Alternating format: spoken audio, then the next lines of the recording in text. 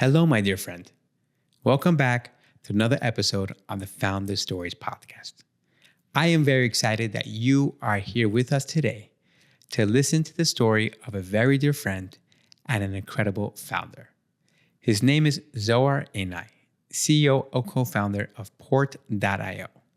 Now, I can guarantee you that if you sit and listen to the end, you are going to walk away with so many applicable lessons for your personal and professional life. This conversation is raw, vulnerable, and super emotional. So please go ahead and enjoy my conversation with Zohar. You got married and you raised your Series C round of $100 million in the same exact month together. Yes. Two of the most incredible milestones. Yes. First of all, how did you feel? And second of all, how did you manage both of that at such two of the most busiest and most precious, special times in your life? It's a good question. I think it's two partners along the way that were super supporting. The first one is my business partner, Jonathan, is like helping with everything regards the round and all the executive team and everyone like really supported and helped. And the second one is Amit, my wife. She basically did all the preparations and everything. And the support from those people is like the only way that I could do it. And the investor, he had like a milestone. The wedding was his milestone to finalize everything by then. So the due date was our wedding to make sure that everything finished by the date of the wedding, and it happened. It was like kind of our joke that this is the due date for the funding. Wow. How much time before the wedding did you get the funding done? I think it was like 1 week where we finished everything before the wedding. Wow. Yes, it was on the buzzer. Wow. So on your wedding day, were you thinking about Port? Or were you thinking about your wedding? So I came very worried on this question to the wedding day because the company is my life. It's I don't stop thinking about, even now, like I think about the company. It's something that is always in my mind. But when I came to the wedding, I was completely in the moment. I think for the first time in my life, it was completely in the moment, which was refreshing. Wow. So you really were able to shut off. Yes, it was. I think it was like I never experienced something like this before with myself, which was amazing and important. I think it's you get slices of it when you do sport or when you focus on something very specific. But it was like one full day. I was all in. Wow. You mentioned to me that you met your wife when you're raising a Series A. Yes.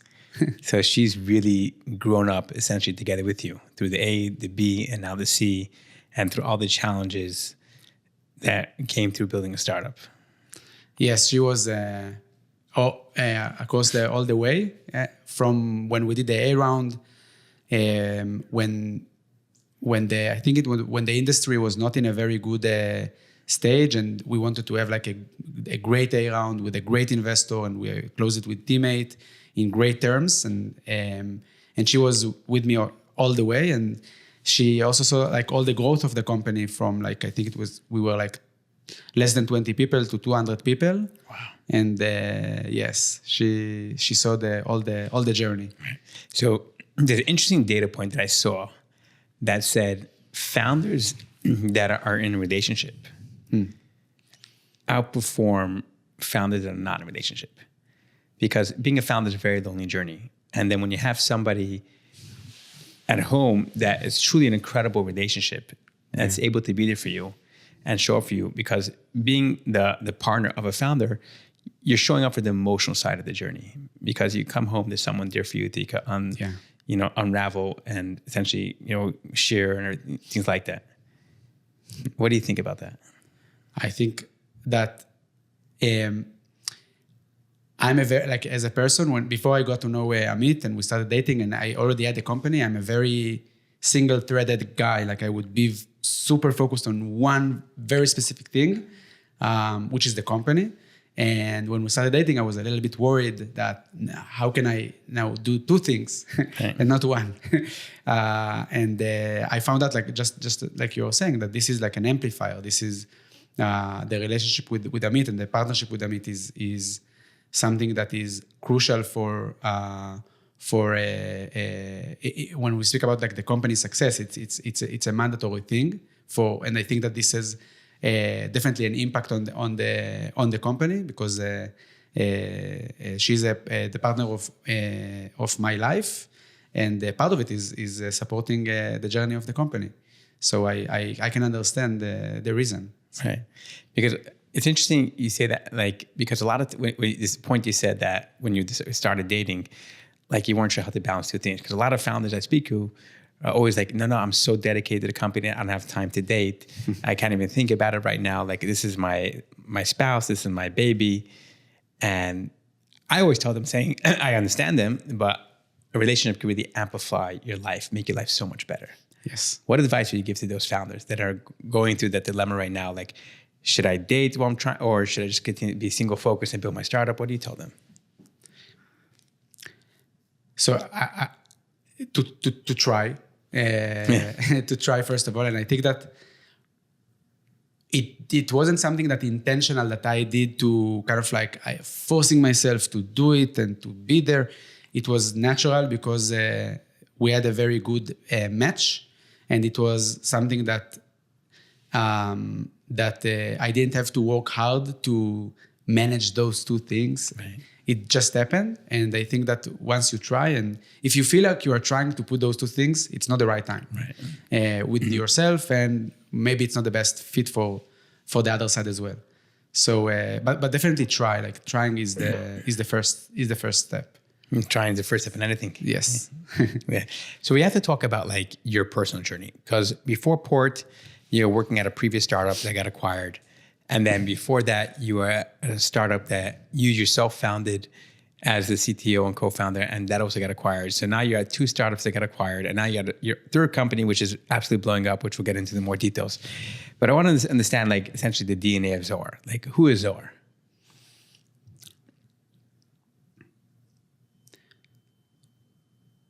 I'll try to describe it. It's a lot of things.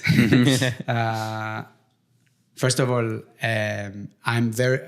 Zohar is a lot to do with it is both and what we do at the company. Like, I'm very, very dedicated, and work is definitely the thing that I enjoy the most, and I feel like I have the opportunity to fulfill a dream and to do something that is inspiring me. So a lot of it is the hunger and the excitement and the driving force to do something big. And I'm very consistent about it. Like, for people, it might seem that I work very hard and all day, and what are you doing? But I try to explain to people, like, it's like being an Olympic winner in and getting like the medal gold. You are all in. Like, you have to practice and to work, because your competitors are probably doing the same, and you have to reinvent yourself, and you have to reinvent the company, and you have to bring the best people, and you cannot rest. So I'm not resting. I'm always doing and executing, with the amazing partner Jonathan, on the business partner on the company, and all the team. This is a lot about me. It's not everything, but it's the big part of it. I want to get to everything, not just a little bit, not just a lot. Yes. So, and as we talked right now, I recently found out about, in the 2 years since me and Amit are dating, and now got married, found out the part of, kind of like the marriage life, and building the home is something that is now in the seed stage, if you will. And lastly, I wish I would have more time to do more my hobbies. I really like to do scuba diving and to play the piano, and I had a lot of things that I used to do more frequently. Now I do it less frequent, but and I'm a very curious person. I like to explore. I like to ask questions. I like to go deeper. Right. I like to understand everything and all the bits and bytes. And I'm a very curious person by nature. Interesting. So this curiosity and this hunger that you have and this drive and motivation that you have, is this something that you got from your parents and your childhood? Yeah, so both of my parents were self-employed. Like I grew up in a house where my parents would have their own projects and their own type of entrepreneurship. They are not tech entrepreneurs. They are more like real estate and classic investments. Right. So in the house that I grew in, there was like a lot of ups and downs from economics perspective. I'm very fortunate to grow in a company with in a house with a very good economic situation, but those ups and downs along the way got me kind of like maybe I addicted to it without even if I want it or not. And I think it's really influenced me, and I'm sure that there is a connection to it on the reason why I like building companies and I like taking risks and I like to build is a big part of it. Interesting. What was the first risk you ever took?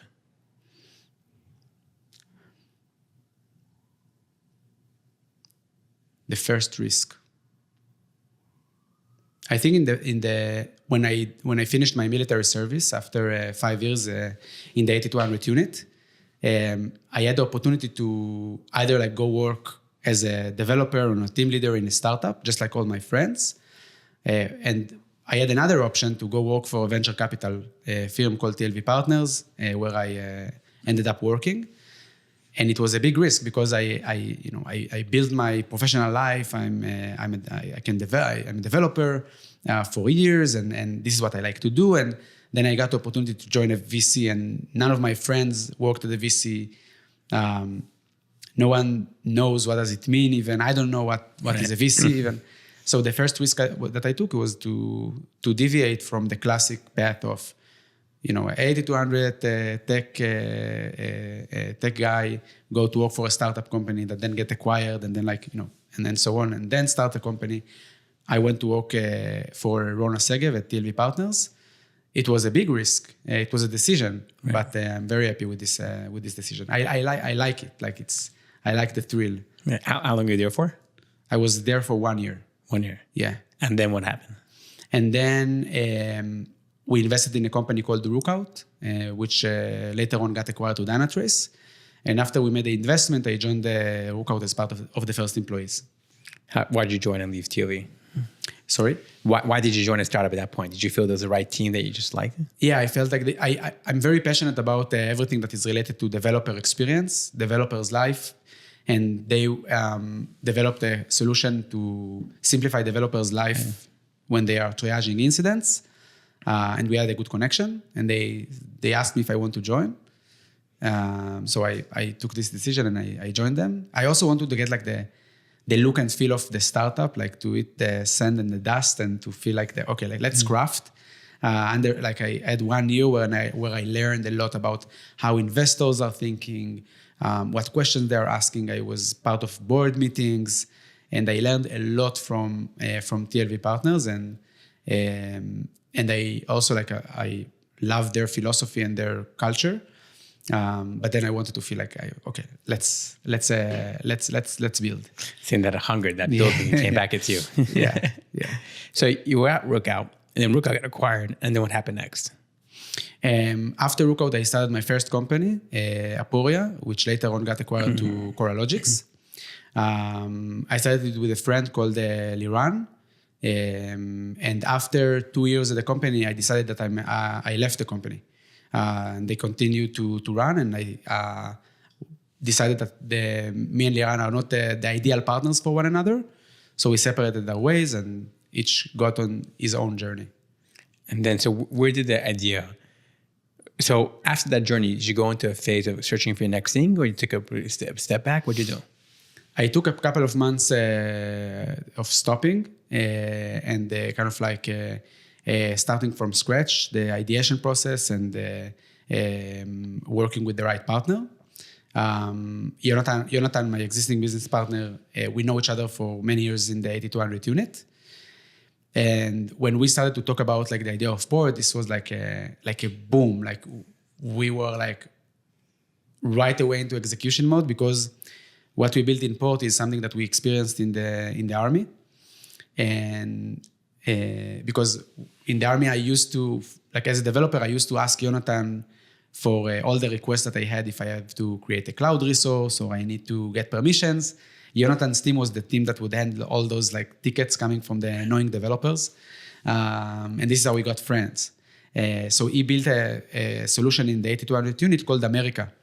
America was like a place for developers to, instead of creating tickets and struggling and fighting with the DevOps team that is like, they don't have a lot of time, to go into a unified interface. They could click a button and they could get whatever they wanted like right away.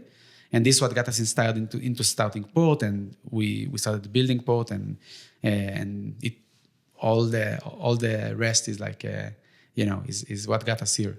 So it was like a very, very solid connection between us, and we started running. Right. Where do your parents fall into all of this at this point in time? Because you were young, you were in your early 20s. Were they supportive of all your decisions? Would they encourage you to go find, you go search for your own journey? I mean, being that they are entrepreneurs themselves. So like, where did they come out? Like when you're going through this journey of, TLV, then Rookout, then Aporio, where were they? Okay, so my father is like okay with everything. Do whatever you want. I trust you. Like he wouldn't say no. He wouldn't say yes. He'd say I trust you. This is like the only thing that I would hear in all my life. And my mother would say like, why do you need it? Go enjoy life. Why do you need this? What are you missing? So it actually, this what got me into like even more drive. Because she would say like no, and I would say like no, I want to. I even now I want it even more. So my parents was like doing the opposite for what like other parents would probably do, and I think it's part of something that I'm very fortunate about the way that they did it. It created the opposite and positive reaction that led me to do it. Right. As a kid growing up, you mentioned before you grew up on a farm. Yeah. Was there free range in the household? Like, were you able to do what you wanted? So it was like a house with imagine like a house with like horses and chickens and pigeons, and so it was but it was an organized farm. I couldn't do whatever I want. Okay. There are rules. But yeah, I learned how to ride the horses, and I learned how to like I love animals, and I grew up in this environment. So it's until today I part of like what I do with my father. Every once in a while, we are going for a horse trip, either in the space next to the house, or we are going to Jerusalem or to other places to ride. Well, you're riding all the way to Jerusalem? No, we are taking like with the car, and we are doing like a one night somewhere. Wow. What do you learn from riding horses? There is the horse will be kind of like furious or relaxed according to the way that you feel. So the only way to control a horse is to control yourself. And this is the biggest lesson I learned from horses, because when I was a child, I tried to like control the horse like in an explicit way, like to push or to pull or to shout, and then like my father explained like this what like if you will be relaxed, you will be relaxed. Like just relax, and then it worked. But it wasn't like so quick. It took me a while to understand. Wow, yeah, that's such a powerful principle for life. Yes, it's also it's the way that you teach like this kids with disabilities, horses is like a great treatment because it's for this reason. Yeah. So taking that principle, how do you bring that out currently right now into running your company?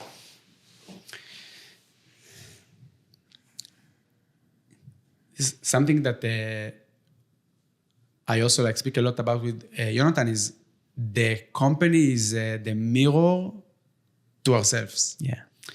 And if we see that something in the company is doing very well or something that is problematic or hectic, or this is a reflection of our mindset right now. And when we see something, some indication, like any kind of indication, and luckily enough, we are in a very, very strong trajectory because we are very self-aware. And this is something that I always understand that it's some work that we need to do with ourselves before we try and say like, it's this or that. It's you. Yeah. It's something that you need to do with yourself. And when I say yourself, it's not just Zohar or Jonathan. It's the team, individual work that needs to be done. Right.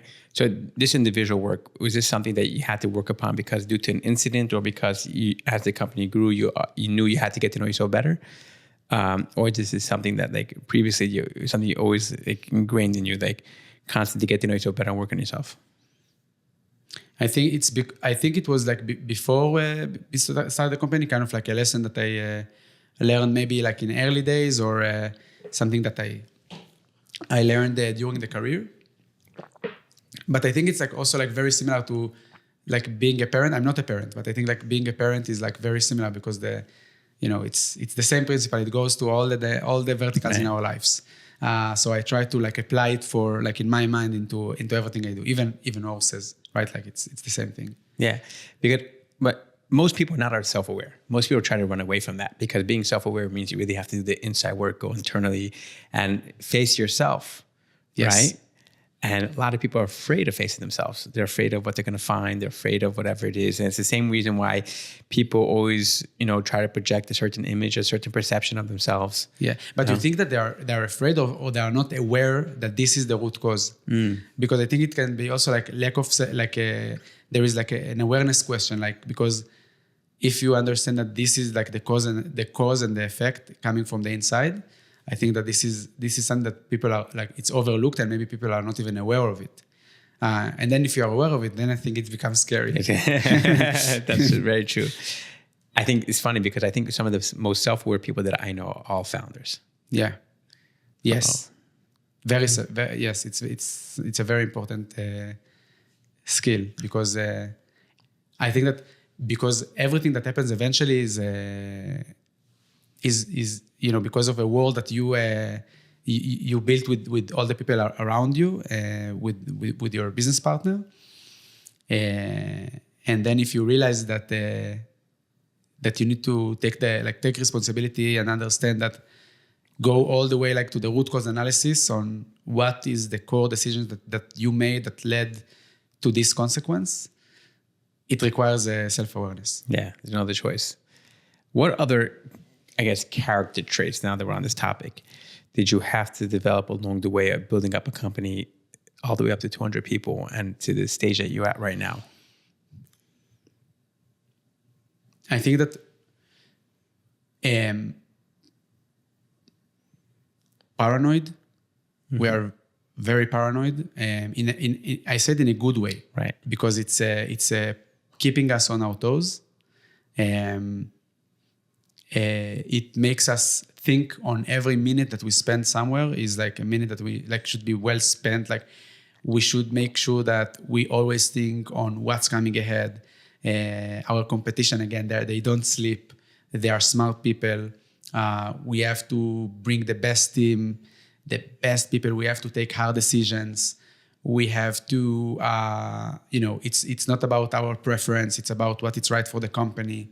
And we have to take risk, and we have to bet on things. And I think that since we are operating in a paranoid mindset, as in parallel, like of succeeding, growing in ARR, funding, big funding rounds, it's amazing, but it's also like can create complacency. And there is like a sentence from the CEO of Intel that he says like, success breeds complacency, and complacency, success that eventually, I forgot the exact sentence, but it means that when you succeed, you become complacent, and then you fail because you feel like it's all taken for granted. Right. So we are very happy with the funding round, but we are very paranoid in the same time. Right, these two things can exist together. Yes. How did your first funding round come together? So the first funding round was from TLV Partners, from Rona, the investor that I worked with at TLV. I was talking with Rona once we felt that we are ready for raising fund. We did an extensive research before we raised fund, because I felt like one of the lessons that I learned is that I don't only want us to work on something that we are, excited about, and we feel like we can be subject matter experts and really like be the best team in the world for this specific topic. Right. I want to validate it. And we spoke with more than 100 different customers, and we built like a product in the garage, and we had design partners. And only then I booked a meeting with Rona. I told her that this is what we are doing. And me and Rona goes a long way back. And we closed the seed round. We didn't go and speak with like any other VCs. We went straight to TLV Partners. And how much was that? It was $7 million. Nice. Yeah. And how long after that did you raise your next round? It was 1 year and a bit, I think. Okay. Yeah. You raised how much then? Another 15. How did that come about? So we did it with the teammate, with Liran and Ori. We got like three offers in the A round, but we wanted to pick like the best partner to work with us, and the one that is also a good fit to our team that we will enjoy working with. Right. Because I feel like the board of directors is part of the team. So Liran and Ori was an immediate match, and we did a round that we are very happy about. But it took persistency to find the right one. It's not just the money. I think you need to almost say that again and say why, because more founders need to hear that. Yeah, I think that we are looking at Port as we want to build Port for the long run.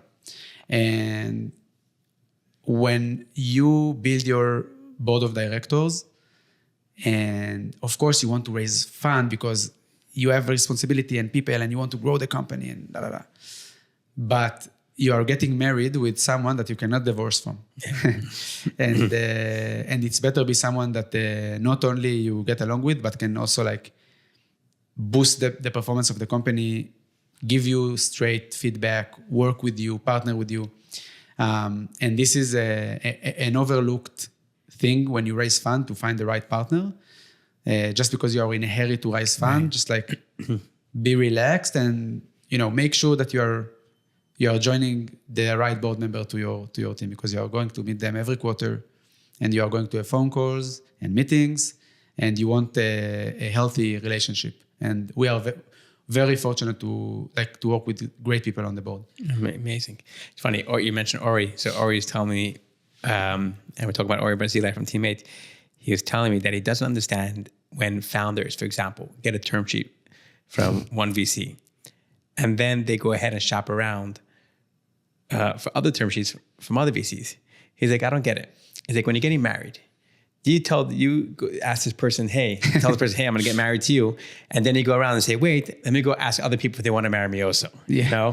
He's like, when you're getting a term sheet where you're starting a relationship with VCs, almost like you said, like a marriage, because this person is going to be on your board. And Yeah. you didn't go shop around and you're looking to marry somebody and ask somebody else. The same thing over here, Correct. Basically. It's I completely agree. Once, of course, they managed to find the way to a deal that both sides are happy about. I think that also one more thing that just to the point of building a healthy board, we don't have a table in our board meetings. We took the table out. Really? We are sitting in a round table, like sitting in one round, nothing between us, and we are working as a group. It creates a completely different dynamic in the board, and I really advise this as a practice. It creates something different. Whose idea was that? It was my idea. After we had an executive offsite, and we did this thing, it just changes the conversation. If we had a table here, probably, or something between us, it have a little bit of impact. Right, because there's a separation. Separation. Exactly. Yeah. Wow.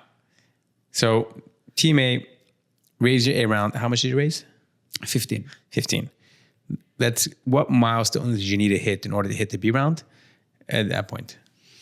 Yeah. So at the point of like the B round, you already need to show not only the growth in the revenues, you need to start to show how you become efficient with the gross margin and with your CAC payback. Basically, with your ability to retain customers. Are you efficient with retaining customers and holding customers? And are you efficient in like acquiring new customers? And those things, you don't need to be like already like super efficient, but you do need to show those like basic kind of like data points where you are not like very not efficient with those two things. And this is something that they wanted to see. We closed it with Excel and Bessemer. And they are like great funds, and they wanted also to see the growth of the revenue was clear, but they also wanted to see that we are building a healthy business going forward because now we are scaling the machine. Right. And how much did you raise in the B round? We raised 35. 35. Okay. Which now takes us to the C round. Yes. Tell us about the C round. And tell us about it and how did it come about? Yes. So the C round was not planned. We did plan to raise fund shortly after, but it wasn't like an intentional decision. We spoke with I'm a big believer in like building the relationships early on with the funds. It's, by the way, it's not a common advice for many entrepreneurs, right? Because like there is different tactics to it. But I think that definitely like meeting the investors along the way. And I met with Alex from General Atlantic. He's based here in New York. And he was like very supportive and helping proactively from a real and true place. And we had a very good connection. And once we felt like it's getting closer, we reconnected, and it moved very quickly since then. So this is how it materialized. Wow. Yeah. How much was it? It's $100 million in a $800 million valuation. Wow. Yes. How does that make you feel? It's a big honor to get this trust from General Atlantic. They are a tier 1 VC. They did Anthropic this year and Port. The first thing that I felt after we closed the round was happiness and okay, we are now going to the big ocean. Okay, this is happening. Like we are taking off. We are going for the real thing. We are going to play with the real players, and right into the execution mode right after. So it's like, we celebrated and then right away to execute. Yeah, you really are in the big leagues now. Yeah.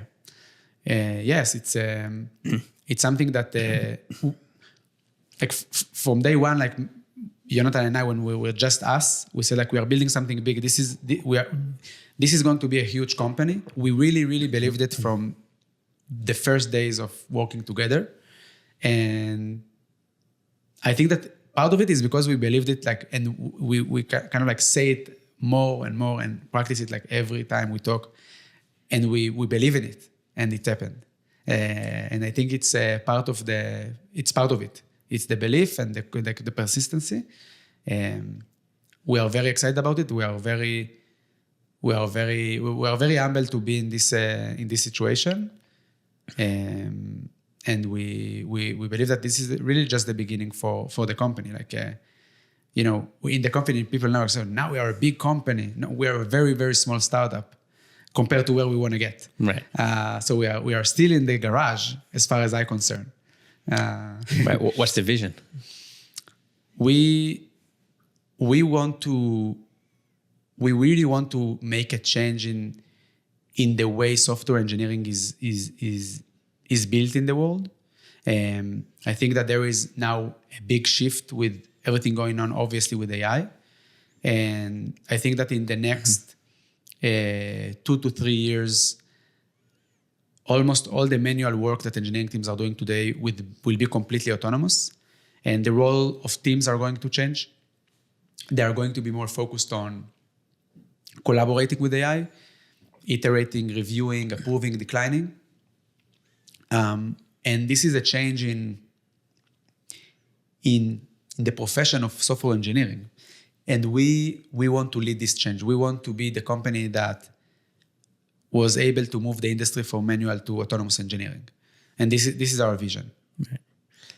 I have to ask, does your age ever play a factor in, let's say, your senior hires, or when it came to not necessarily investors because they don't care so much, but let's say senior hires or other people, because you are young. Yeah. And you've achieved this massive success, thank God, at a young age. So does it ever come to a thing like, your age ever play a factor?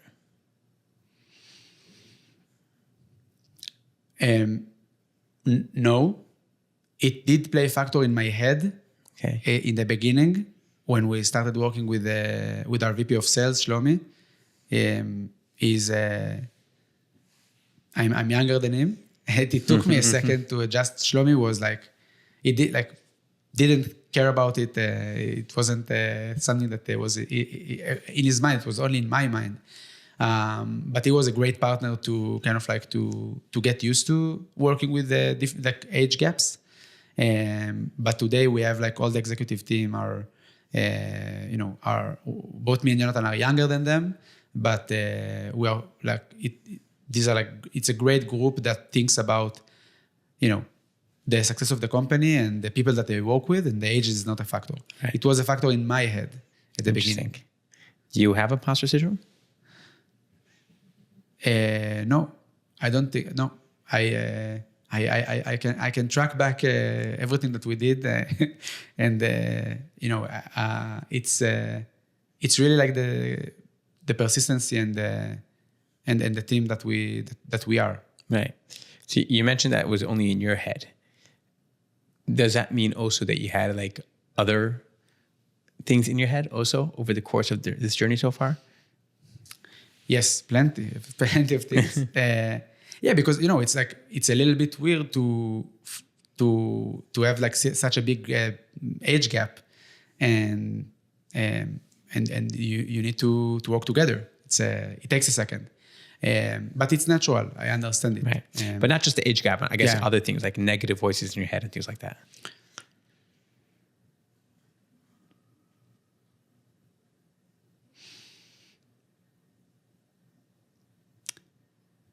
There is always the first time that you do something as a CEO for the first time.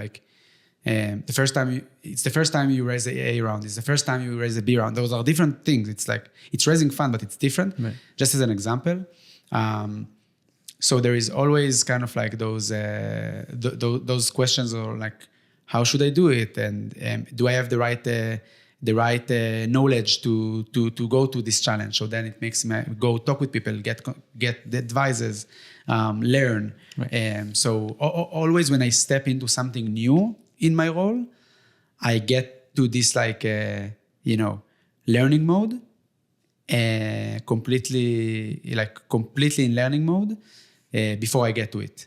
So this is, I wouldn't call it negative voices, but it's I learn every day. It's the first time I'm doing everything as a CEO in the company as it's growing, and I understand it. This is the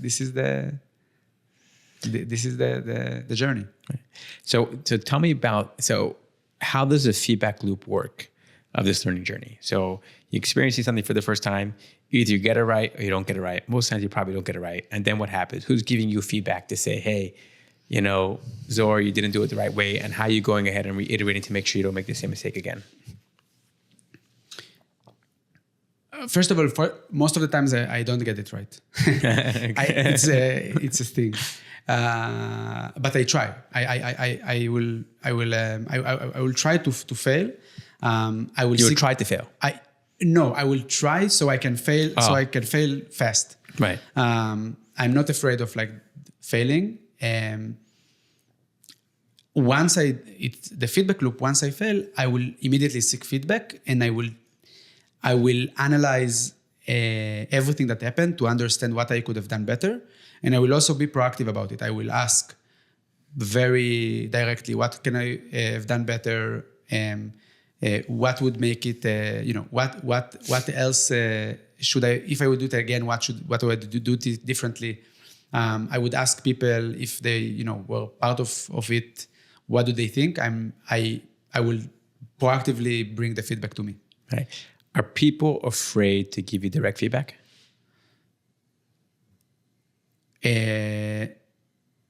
Maybe the beginning because it's because of the role, but I don't give it a lot of time to last. Like I would, I would be direct on. I expect it. Right. It's also expect the opposite from me. I will be very direct. I will give feedbacks directly. It's the way that we build a team. In the executive team, we are giving feedbacks to one another all the time. Just because I think that the team is very strong and they have enough kind of immune system to get feedbacks because it doesn't define them. Right. They understand that this is how we grow as a team. Right. So it's part of the culture. No, I fully agree. No sugarcoating. Also, I guess when it comes to giving feedback, especially when it comes to your executive team, which you said they're immune to it, it's almost because of it's not coming out of a negative place that I want to put you down. It's coming out of a place that I want to help you grow. Yes. So that way you can help the company grow, so you can become a better, sales leader or executive, whatever it is yourself too. Right? Yes. I don't think that there is another way to grow otherwise. I think it's the best thing that you can have. I also I tell the managers in the company that sometimes are afraid to give feedback because it's not very pleasant to give it. It's let's have fun, right? But I think that this what gets people. They want more, and because it builds them, they want to grow. They want to improve themselves. They want to build better versions of themselves. So I think that this is a very important quality of a manager to be able to give feedback, and then you will also get the feedback. You will earn the right to get the feedback from the other side. So it goes both ways. I like how you said that. Earn the right. Yeah. What was the last piece of direct feedback you received? I received. Yeah.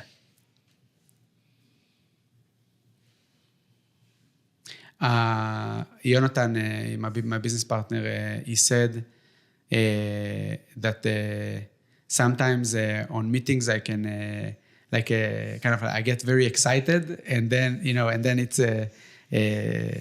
need to wait a little bit to hear more people in the room because I get excited, not because it's about the topic. So it was an advice I got from a feedback I got from Jonathan. It's a good one. And what are you doing with it? I'm excited with myself for a little bit more. Yeah. Yeah. Was there ever a point in this journey since the beginning of Port that you thought, and this is not going to work?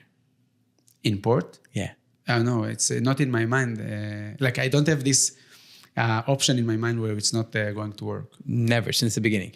Never. It's no doubt. It's it's true belief that there is no other way. Really? Really. Wow. Very, I believe it in all my heart. Wow. Yeah. This is the right thing to do. This is, no matter what, we're going to be successful. No matter, there is no other option. Like it's a physics rule. Yeah. Wow. You're an interesting company. Not just an interesting company in the sense of like, if you look at more the companies that reach your valuation Yeah. or your stage, most of them are cyber companies, right? The only, if you look at the developer tool company community in Israel specifically, the only other company having that space is JFrog, I think, right? Or is there anyone else? In the developer space in Israel, no. Right. JFrog is the only big public company. So you essentially could potentially be the next JFrog, like in that status. Absolutely. Like I think Israel is a very strong industry of cybersecurity companies, and JFrog built an amazing company, a public company that changed the software industry. And we believe that Israel should conquer more parts of the map of the technology than just security. And I think Port is like the only other company that got this far, this fast, and is going. And again, like just the beginning, but we are almost a unicorn already, and it's not cybersecurity. What made you decide not to go into cybersecurity when you finished the army? I mean, besides TLV, but like, why did you decide to go the developer route versus not going directly into cyber? Yeah, I came from the cybersecurity department in the 8200 unit, so this is my bread and butter. Right. But I was also an engineer, and my engineering guts are kind of like more excited about the day in the life of a developer than security. And for me, it was very important to work on something that I'm excited about, because passion is the one resource that you cannot fake, or you just can't you can't fake passion. Like it's, and I love developer life. This is what I like. This is what I like to do. It's like I'm getting excited about how developers are releasing to production. Security is I like security. It's interesting, but I wouldn't read it about it in my free time. But if we want to build a company, when we start the company, that is the best in the world for what it does, I have to wake up in the morning and be super passionate about it. And this was the one metric that was very important for me when we started Port, because I could reverse engineer success, right? Like I come from a security background. Israel is strong with security. But it wouldn't last. Like it would get me this far. We can get acquired for a nice amount of money. But if we want to build something big, I need an endless source of power. And this is like the passion that I needed. Interesting. Do you still code? Today I vibe code. Right. Now that I can allow myself to do kind of like small projects, but I started coding in the beginning of Port, but today I don't code. I don't code anymore. How is your time divided right now? Your time divided right now. It's changing all the time. Mm-hmm. Right now, I spent quarter of my time with the executive team, I would say. Now we are preparing for the next year, building the strategy, and then preparing for the next growth after the funding round. Another quarter of my time is strategy with myself. I gave up on Slack and emails and stuff because otherwise I don't have time to think. So I do it, but just the most urgent things. So I also do a lot of hands-on in the company around marketing, product and sales, and customer success. Like I would be partially involved hands-on with the different departments on strategic projects that are important to me. It can be very granular as well. Like I could like also like do very specific things that I want to craft in a specific way or work with the team together on it. And and then the rest is like changing with different priorities, flights, customers, meetings, supporting people, meet those kind of things. Right. When you said your strategy session you do with yourself, like how does that look? I start with so there are things that I want to promote in the company that are like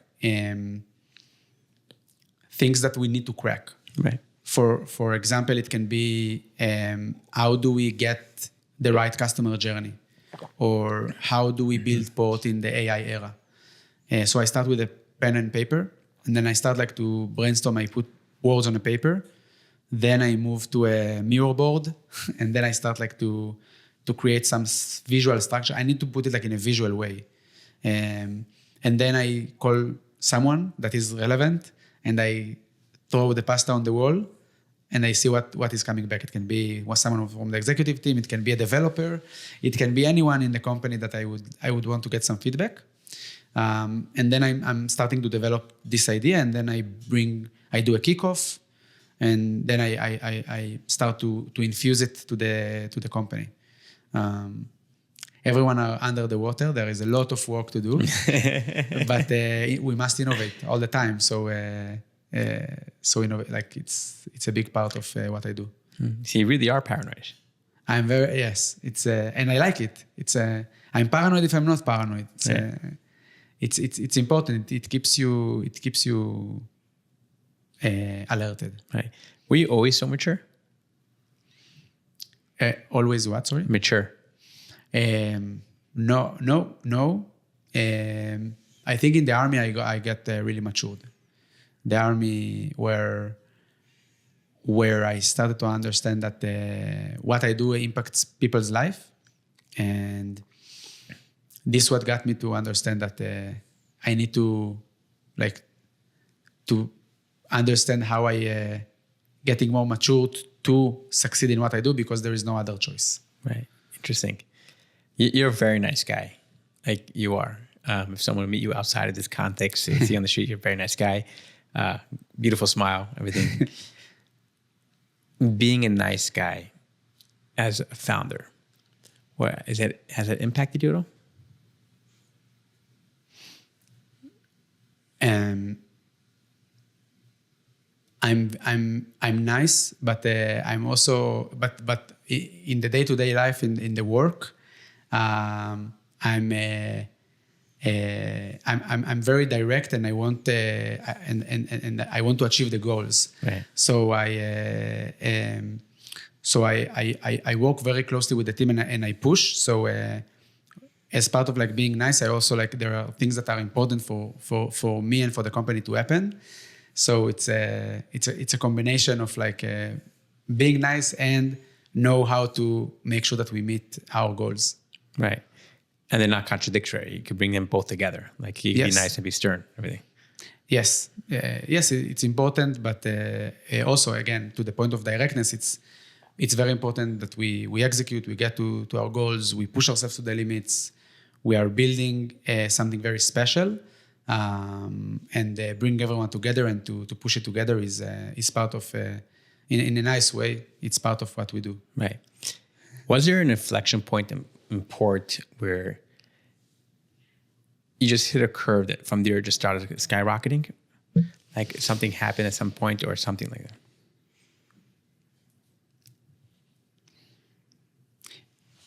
In a very very non-intuitive moment in time, the company started to accelerate its sales in October 7th. All the company was in reserve duty, but we had 2 sales reps, and the company, the combination of the market maturity and the fact that we had a product maturity, we didn't have any other thing to do for a couple of months besides selling. This is what we could do. So the company, which consists of 2 people, all of a sudden was focused on selling. And this is where we started to accelerate our sales. And I think it's a miracle because it's such a complex times in the lives of all of us, the company is doing an outstanding achievements. This is where the company started to accelerate its selling in this time. Wow. Yes, it was very counterintuitive. Right.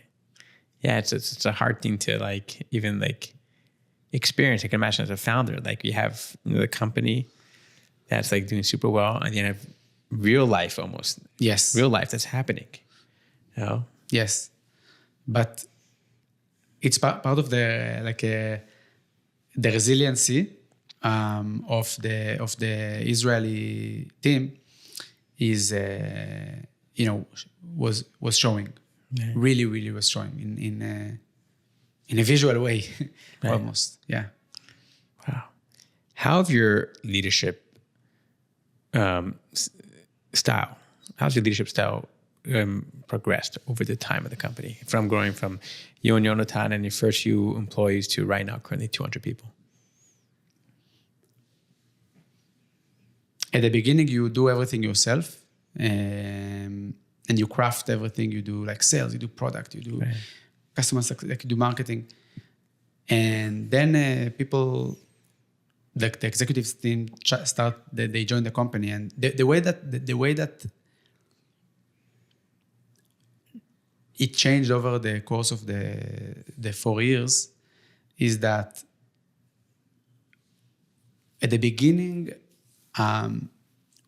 I give the full trust to the new leader.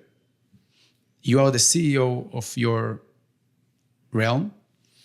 And then I learn. So I would take a step, I would onboard them, I would give them everything that they need and all the time and trust, as if we work for years, and I fully trust them. I learn everything they do, and I ask a lot of questions just to learn. After I learn, I start to see to understand patterns and way of thinking, and I study the space with them. Mm-hmm. And then I start to develop opinion.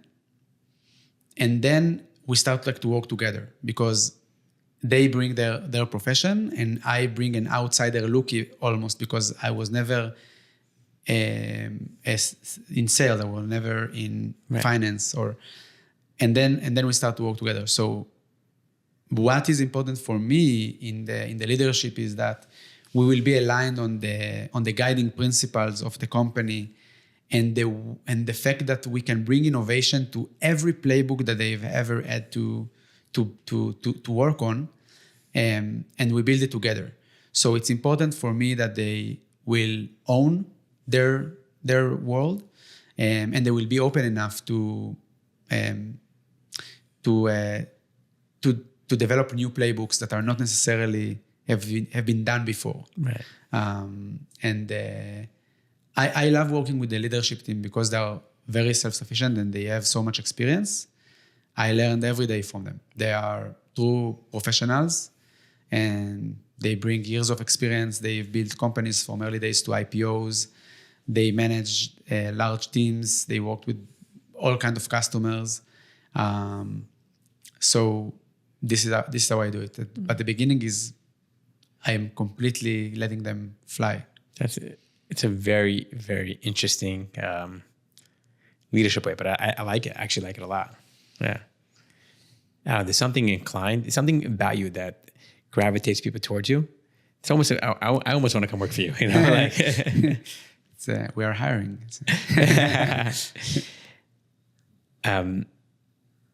You mentioned to me prior to this conversation that charity is a very, very important principle of yours, and a very important thing. How come? So it's all for my parents. My mother would make sure that if there is an opportunity to do charity, so I should do it. And she would teach me that I need to decide how much and when, but it needs to happen. So it's kind of like the parent way to teach you something. So it's coming from home, and I think that this is besides the fact that it's doing good for someone, and it's I would say like in the most kind of it even makes like a bigger impact on you than you even know. Right. You don't even understand like what it's doing, and this is why I think it's a good thing to do, in general. Right. So you give a lot. Relative. I don't know if it's relative. Right. Yeah. Interesting. How do you stay humble? Humble. Yeah. Because most people, let's say, had your type of success. Everyone, a certain type of ego that can come involved with that. Like, look at me. I'm 31 years old. I built so far built the $800 million company. I have 200 people that are, employees, and yada, yada, yada. Like, yeah.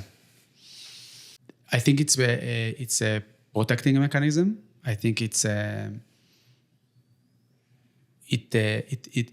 it's a way to it protects you, because if you are not humble, then you think you achieve, like you become complacent, and then you lose your paranoia.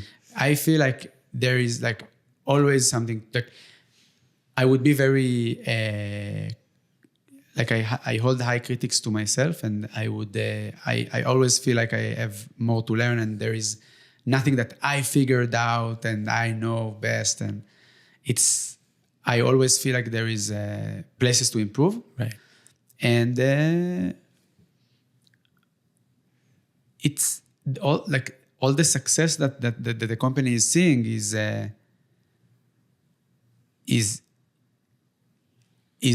amazing, but what does it mean?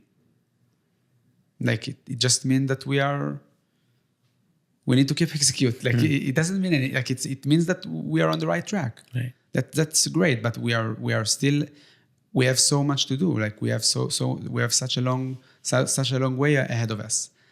And I don't. And I believe that if you are not humble, you are getting addicted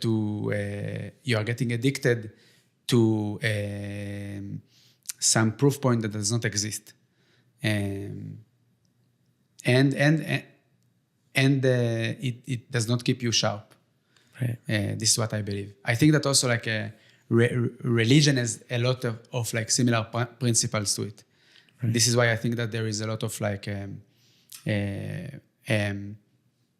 right principles in religion in general. Like right. I see a lot of things that I believe that are good for the way that you live. Right. Yeah. No, I fully agree with you. I mean, that's some great points you made over there, because like if you were to, it's almost like if you remove ports from your life, it comes back to the original question of like, who is Zohar? Because that whole part about you is gone. So your whole it's a person. So a founder's ego, for example, if you remove the company from a founder, and his whole ego is based upon the company, and you remove the company, who is the person that remains behind that? Right. Mm-hmm. So that's why the whole humility part is such an important part about everything.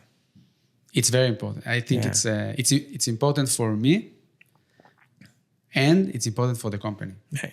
Well, I do hope you do stay like that, because I know you're going to have it. I know you're going to be super successful. I know the company to be super successful, and you're going to be super wealthy too also. Thank you. And so I do hope that character trait does constantly stay with you. So when you do reach that status that most people can only dream of, you're going to stay the same way and only do good with it. I really hope so too. Like it's important for the long run. Yeah. Yeah. What would your message be to? You have a mic that can reach millions of people. If I had a mic to say to millions of people, if you feel that something is not right for you, don't make a change. Don't stay there. Try to stay like very connected to what makes you feel good, what motivates you, what makes you the best version of yourself. Try to curate it as time goes by, and challenge yourself, but to find the right answer, and don't change every day. But once you get there, is like the best feeling in the world, and this is where I feel I'm right now. That's powerful. It's not easy to do. Yeah.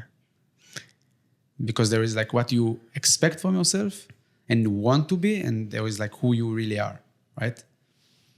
Sometimes it's not the same thing. So how do you do it? You try, and then you find that once you do it, it pays back, and then you figure out that this is the right way to develop yourself. Wow. Zohar, I want to thank you so much for coming and sharing your story. Like, this was very, very instrumental for myself, and I know also for everyone that's going to hear your journey, be able to take inspiration from you. Like, you really have a very unique gift. I can't exactly describe what it is, but you have something special, and I know you're going to continue to build incredible things. And I really want to wish you a lot of success, because I know the more success that you have, I truly believe that the more good you're going to do. Thank you. It's I really enjoyed it, and it was a very unique experience for me. You're welcome, my friend. Yeah. Thank you. Thank you. Thank you so much for listening to my conversation with Zohar. I hope you learned something that you're able to apply to your personal or professional life today. Now, before you go, please do me this personal favor. Please subscribe on whichever platform you're listening or watching this podcast. Because when you like, share, or subscribe, you give us the ability to reach new people. And when we reach new people, we're able to accomplish our mission by inspiring more people. And I hope to see you back very soon with a brand new episode.